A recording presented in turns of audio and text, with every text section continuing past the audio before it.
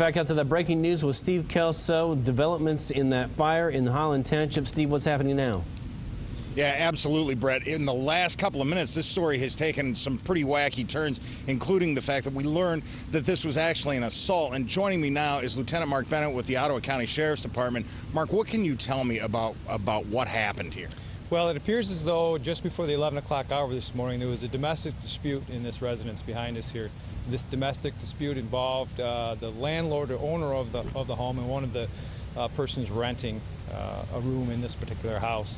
Now, this escalated into an assault, as you said, and from our investigation now, it appears as though the suspect poured or threw some accelerant on the victim, and the victim was set afire. So now, she is at the hospital. At this point, it doesn't appear to be life-threatening injuries, but she is burned rather severely. So. And then within the last couple of minutes, you and I were having a conversation. You were actually on the lookout for this person. They had fled the scene, and he walked right up and turned himself in.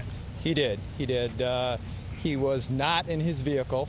We were looking for that vehicle, but that vehicle was left somewhere else. He came upon us here at the scene, and we took him into custody. He's now been taken to one of our substations for some further questioning and investigation. So what comes next in the investigation at this point? I suppose you have to go and sort out what charges may be eligible for. It's rather complex here at this point as we go forward. We're still processing this scene.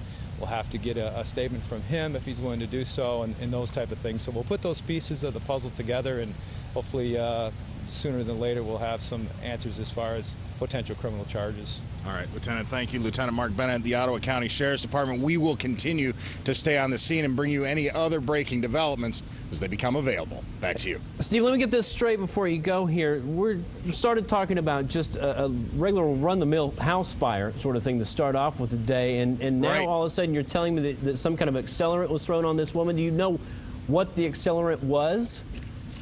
I may know a little bit about that, but right now, Brett, I don't want to go into too much detail pending the arraignment of this guy who did this or is alleged to have done this.